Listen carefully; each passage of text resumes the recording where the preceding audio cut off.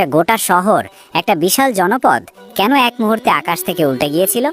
আমরা সবাই লূত আলাইহিসসালামের জাতির ধ্বংসের গল্পটা জানি, কিন্তু বিশ্বাস করুন, আজ আমরা শুধু গল্প বলবো না, আমরা দেখব কিভাবে একজন নবীর জীবনের সবচেয়ে কঠিন পরীক্ষায় তার নিজের স্ত্রী বিশ্বাসঘাতকতা করেছিলেন। কে ছিলেন লূত আলাইহিসসালাম? তার চাচা ইব্রাহিম আলাইহিসসালামের সাথে তার সম্পর্ক কেমন ছিল? আর সবচেয়ে বড় কথা, সেই ধ্বংসের রাতে যখন আল্লাহর নির্দেশে 3জন মহান ফেরেশতা আসমান থেকে নেমে এলেন, তখন ঠিক কী ঘটেছিল? আজ আমরা সেই প্রশ্নের উত্তর খুঁজব। লূত আলাইহিসসালামের স্ত্রীর পরিণতি পাথরের মূর্তিতে পরিণত হওয়া, এর পেছনে কি শুধু সামান্য অবাধ্যতা ছিল, নাকি এটা ছিল ঈমান আর চরম কপটতার এক মর্মান্তিক কাহিনী, যা আল্লাহ আজও আমাদের শিক্ষা দেওয়ার জন্য রেখে দিয়েছেন? ইতিহাসের শুরুটা বেশ সরল। নবী লূত আলাইহিসসালাম ছিলেন আল্লাহর আরেক মহান নবী, হযরত ইব্রাহিম আলাইহিসসালামের ভাতিজা। চাচার সাথে তিনিও জন্মভূমি বাবেল ছেড়ে হিজরত করে চলে এসেছিলেন বায়তুল মুকাদ্দাসের কাছেই কেনান অঞ্চলে। কিন্তু আল্লাহ তাকে মনোনীত করলেন এক ভিন্ন ভয়ানক দায়িত্বের জন্য। কেনান থেকে অল্প দূরে জর্ডান আর বায়তুল মুকাদ্দাসের মাঝখানে ছিল সাদুম নামে এক জনপদ। আল্লাহ লূত আলাইহিসসালামকে নবুয়ত দিলেন এবং এই সাদুমবাসীর কাছে পাঠালেন। আপনারা হয়তো জানেন, নবী লূত আলাইহিসসালাম সম্পর্কে পবিত্র কোরআনের প্রায় 15টি সূরার 87টি আয়াতে বিস্তারিত বলা হয়েছে। এর কারণ একটাই, এই গল্পটা মানব জাতির জন্য এক চিরন্তন শিক্ষা। সাদুম ছিল এক বিলাসী কিন্তু নৈতিকতাহীন শহর। তারা এমন এক অশ্লীলতায় লিপ্ত হয়েছিল যা তাদের পূর্বের কোনো জাতি তো করেইনি, বরং কল্পনাই করেনি। পুরুষে পুরুষে ব্যভিচার, যা আজ হোমোসেক্সুয়ালিটি নামে পরিচিত। তারা প্রকাশ্যেই এই নোংরা পাপে মত্ত হতো। আল্লাহ দয়াময়, তিনি দ্রুত শাস্তি দেন না। তাই তিনি তাদের কাছে পাঠালেন তার প্রিয় বান্দা হযরত লূত আলাইহিসসালামকে। তিনি তাদের ডেকে বললেন, তোমরা কি করছো? তোমরা তোমাদের স্ত্রীদের ছেড়ে পুরুষদের কাছে আসছো শুধু নিজেদের কাম চরিতার্থ করার জন্য? তোমরা তো দেখি পুরোপুরি সীমালঙ্ঘনকারী একটা জাতি। সূরা আশ-শুআরা আয়াত নাম্বার 165 থেকে 166। কিন্তু তারা কি করলো? তারা লূত আলাইহিসসালামকে উপহাস করলো। তারা বলল, যদি তুমি সত্যি বলো তাহলে আল্লাহর সেই শাস্তি নিয়ে এসো। এই ঔদ্ধত্যই তাদের ধ্বংসের পথ খুলে দিল। ধ্বংসের বার্তা নিয়ে আল্লাহর হুকুমে কিছু ফেরেশতা মানুষের রূপ ধরে প্রথমে হাজির হলেন হযরত ইব্রাহিম আলাইহিসসালামের বাড়িতে। আপনারা হয়তো জানেন, হযরত ইব্রাহিম আলাইহিসসালাম ছিলেন অতিথি পরায়ণতায় অতুলনীয়। তিনি মেহমানদারির জন্য দেরি না করে একটা আস্ত ভুনা করা বাছুর গরু এনে তাদের সামনে পরিবেশন করলেন। কিন্তু একটা অদ্ভুত ঘটনা ঘটল। ফেরেশতাগণ সেই খাবারে হাত দিলেন না। ইব্রাহিম আলাইহিসসালাম ভয় পেয়ে গেলেন, কারণ সেই সময় দস্যু ডাকাতদের একটা স্বভাব ছিল, তারা যার বাড়িতে ডাকাতি করত বা যাকে খুন করতে চাইত তার বাড়িতে খেত না। ফেরেশতাগণ তখন তাকে অভয় দিলেন। নিজেদের পরিচয় দিয়ে বললেন, আমরা এসেছি অমুক শহরগুলি ধ্বংস করে দিতে। এই কথা শুনে ইব্রাহিম আলাইহিসসালাম খুব চিন্তিত হলেন। তিনি তো জানতেন সাদুমেই তার ভাতিজা লূত আলাইহিসসালাম থাকেন। তিনি তখন ফেরেশতাদের সাথে তর্ক জুড়ে দিলেন। তিনি বললেন, সেখানে তো লূত আছে। এই অংশটা খুবই গুরুত্বপূর্ণ। ফেরেশতারা বললেন, সেখানে কারা আছে আমরা তা ভালো করেই জানি। আমরা অবশ্যই লূত আলাইহিসসালামকে ও তার পরিবারকে রক্ষা করব, তবে তার স্ত্রীকে ছাড়া। সে ধ্বংসপ্রাপ্তদের অন্তর্ভুক্ত হবে। সূরা আল আনকাবুত আয়াত নাম্বার 29 থেকে 32। দেখুন, ধ্বংসের আগেই তার স্ত্রীর নিয়তি লেখা হয়ে গিয়েছিল। কেন? সেই উত্তর আমরা খুঁজে বের করব। এরপর ফেরেশতারা ইব্রাহিম দম্পতিকে ইসহাক আলাইহিসসালামের জন্মের সুসংবাদ দিলেন এবং কেনান থেকে বিদায় নিলেন।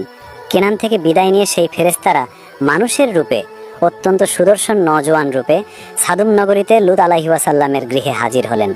আল্লাহ শেষ মুহূর্ত পর্যন্ত এই জাতিকে পরীক্ষা নিতে চেয়েছিলেন। কেমন ছিল সেই পরীক্ষা? সাদুমবাসীরা যখন জানতে পারল যে লূত আলাইহিসসালামের বাড়িতে সুদর্শন কয়েকজন নওজোয়ান এসেছে, তখন তারা খুশিতে আত্মহারা হয়ে সেই বাড়ির দিকে ছুটে এলো। লূত আলাইহিসসালাম তো অতিথিদের দেখেই চরম উদ্বেগে পড়ে গেলেন। তিনি তার জাতির জঘন্য চরিত্র জানতেন। তিনি তাদের অনুরোধ করে বললেন, তোমরা আল্লাহকে ভয় করো। আমার অতিথিদের ব্যাপারে তোমরা আমাকে লজ্জিত করো না। তোমাদের মধ্যে কি একজনও ভালো মানুষ নেই? সূরা হুদ আয়াত নাম্বার 78। কিন্তু তারা কোনো কথাই শুনল না। তারা দরজা ভেঙে ঘরে ঢোকার উপক্রম করলো। লূত আলাইহিসসালাম অসহায়ভাবে বললেন, হায়, আজকে আমার জন্য বড়ই সংকটময় দিন। তিনি আক্ষেপ করে বললেন, হায়, যদি তোমাদের বিরুদ্ধে আমার কোনো শক্তি থাকতো, অথবা আমি কোনো সুদৃঢ় আশ্রয় পেতাম। আর ঠিক সেই চরম মুহূর্তে ঘটল ভিতরের বিশ্বাসঘাতকতা। লূত আলাইসাল্লামের স্ত্রী ওয়াইলা, সে স্বামীর দাওয়াতকে মিথ্যা প্রমাণিত করতে চাইল। সে হৃদয়ে ছিল সেই পাপাচারে মত্ত জাতির সমর্থক, এক ঘোরতর মুনাফিক।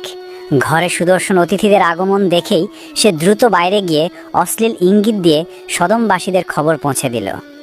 এই মুহূর্তটাই ছিল তার জীবনের সবচেয়ে বড় পাপ। এবার ফেরেশতাগণ আত্মপরিচয় দিলেন। তারা লূত আলাইসাল্লামকে অভয় দিয়ে বললেন, হে লূত, আমরা আপনার প্রভুর প্রেরিত ফেরেশতা, ওরা কখনোই আপনার নিকটে পৌঁছতে পারবে না। এরপর ঘটল এক অলৌকিক ঘটনা। জিব্রাইল আলাইসাল্লাম, যিনি আল্লাহর নির্দেশ বহন করেন, তিনি ঘরের বাইরে উন্মত্ত জনতাকে লক্ষ্য করে তার পাখার সামান্য ঝাপটা মারলেন। আল্লাহ বলেন, ওরা লূতের কাছে তার মেহমানদের দাবি করেছিল, তখন আমি তাদের দৃষ্টি বিলুপ্ত করে দিলাম। অতএব আস্বাদন করো আমার শাস্তি ও হুঁশিয়ারি। সূরা আল কামার আয়াত নম্বর 37। চোখ হারিয়ে অন্ধকারে পথ খুঁজে না পেয়ে সে পাপী জনতা তখন ভেগে গেল। এই ছিল ধ্বংসের প্রথম স্বাদ। এবার ফেরেশতাগণ লূত আলাইসাল্লামকে শেষ নির্দেশ দিলেন, স্বীয় পরিবারবর্গ সহ তার 2 মেয়ে কিছু রাত থাকতেই এলাকা ত্যাগ করুন। আর সবচেয়ে গুরুত্বপূর্ণ শর্ত, কেউ যেন পিছনে ফিরে না তাকায়।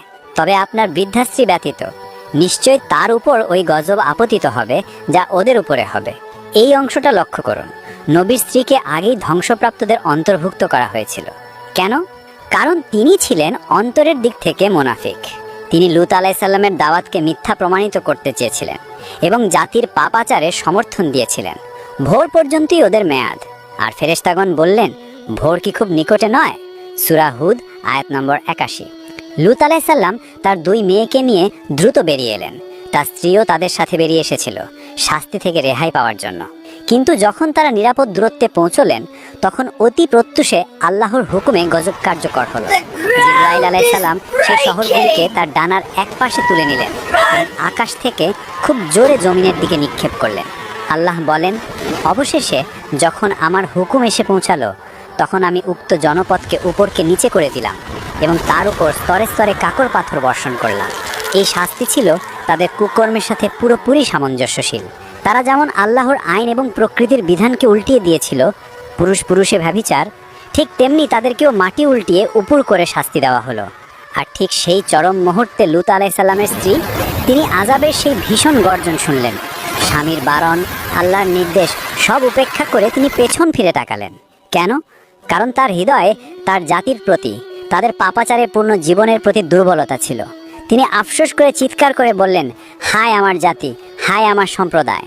আর তখনই আল্লাহর হুকুমে একটি পাথর এসে তাকে আঘাত করল। নবীর স্ত্রী হওয়া সত্ত্বেও তার অন্তরের অবিশ্বাস আর বিশ্বাসঘাতকতার জন্য তিনি সেখানে পাথরের মূর্তিতে রূপান্তরিত হলেন।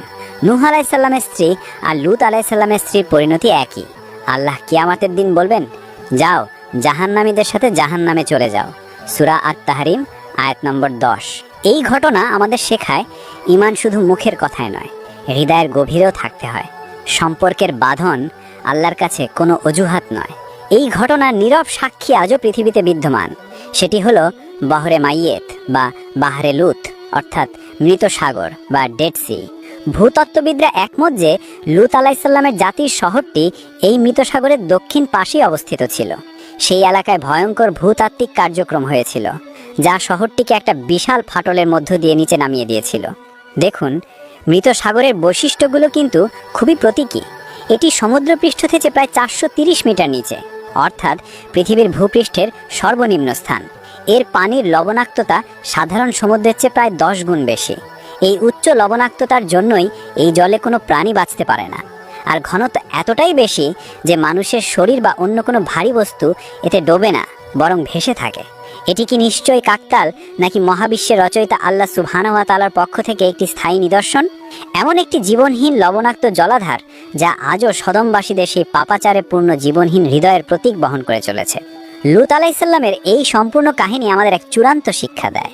ঈমান বা বিশ্বাস শুধু মুখের উচ্চারণের বিষয় নয়, এটি জীবনের প্রতিটি মুহূর্তের চর্চা। ওয়াইলার শাস্তি আমাদের চোখে আঙুল দিয়ে দেখিয়ে দেয়, বাইরের পরিচয় যাই হোক, ভেতরের অবিশ্বাস আমাদের নিশ্চিতভাবে ধ্বংস করতে পারে।